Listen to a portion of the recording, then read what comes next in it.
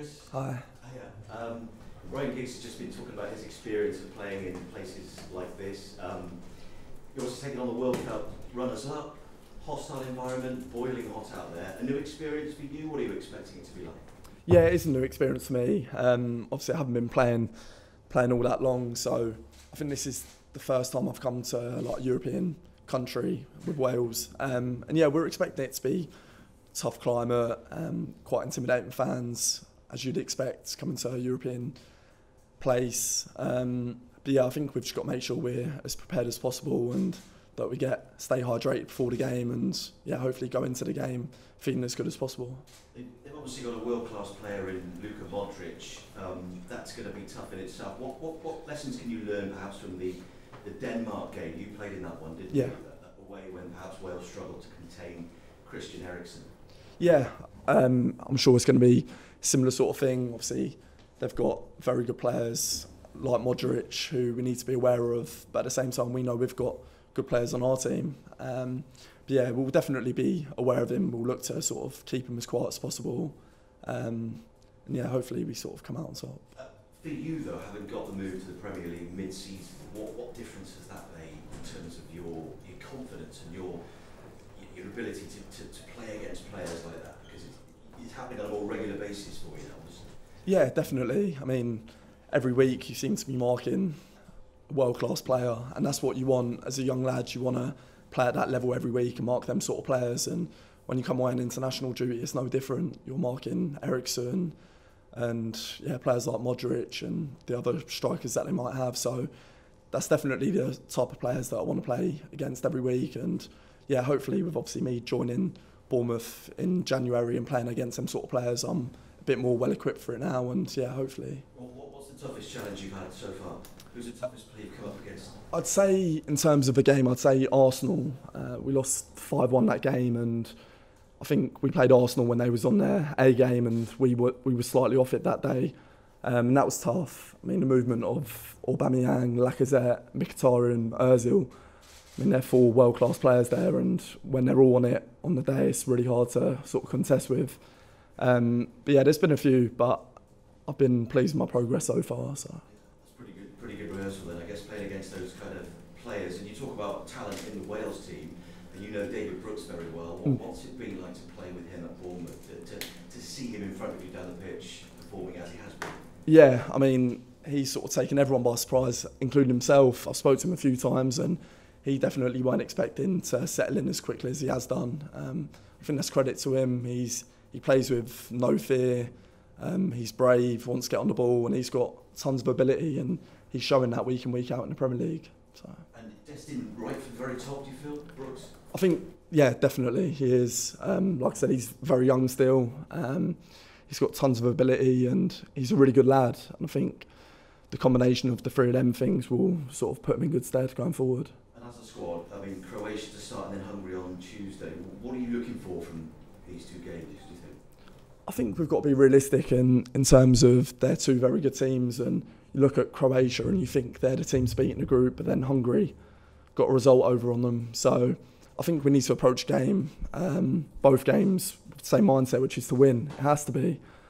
We obviously got a good start against Slovakia, got 3 points on the board. So I think the pressure's on these sort of teams to get a result now. So yeah, hopefully get as many points as possible. And just finally, a word on Dan James. How is he? Have you had to put your arm around him? He's obviously lost his dad. It's been a tough couple of weeks for him. Yeah, we have done. As a group of players, we need to stay strong for him. Obviously, it's horrible what he's gone through at such a young age, and I think the only thing we can do is, like you said, put our arm around him and make sure he's okay. But since he's come back, he's really positive and he seems focused, which is really good to hear. All best, Chris. Cheers. Chris, you played with James Lawrence in the last match. It was a kind of bit of a surprise, I think, for some people. But how did you feel that kind of partnership went, and have you been working on it again in training this week? Yeah, I think it's gone really well. Obviously, in that game, we've only played once together, and obviously got a clean sheet. So, yeah, we was both really pleased with our own performances and with a back 4 performance. And yeah, hopefully we can sort of take that going forward and maybe build a really good partnership over the next couple of years. He looks like he's learned the national anthem to an absolute T. He was belting it. Yeah, I had the same problem when I first came into the setup. Didn't quite master it early on, but yeah, I think we've been practicing in our rooms. But yeah, he's a very passionate lad, and he started really well into the Wales setup. Yeah, and settled in well, I guess, as well. Yeah, he has done. Again, really nice lad. I've got a really good relationship with him off the pitch as well, and yeah, we're really close. So that definitely helps when you sort of play together and train together on a day-to-day basis.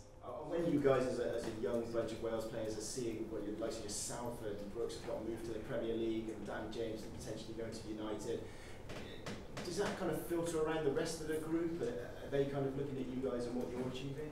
Yeah, I think so. I mean, when I first came into the setup, I was looking at your Ramseys, your Bales, and you want to aspire to get to that level. And I think it should be the same for everyone in the team. When you see players being linked with these sort of clubs, that's the level you want to get to, and it should be a real positive message for everyone in the group.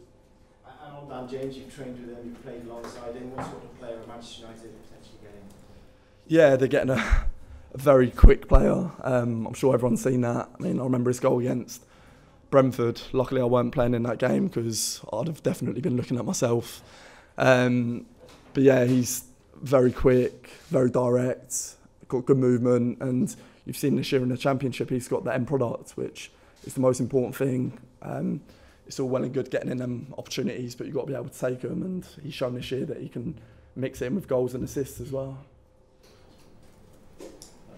Chris, there's not many games that you're playing sort of touching 30-degree heat. What as players have you done maybe differently this time to prepare? Or have you had any specific advice from sort of the sports science guys or anything like that? Yeah, so Tony Strudwick sort of sat down and spoke with us all yesterday, who's obviously the head of performance, and he sort of spoke to us about ways that we can try and sort of go into the game feeling as good as possible. Obviously your normal things, staying hydrated, sort of like ice before the game, just to cool us down, and maybe at half time.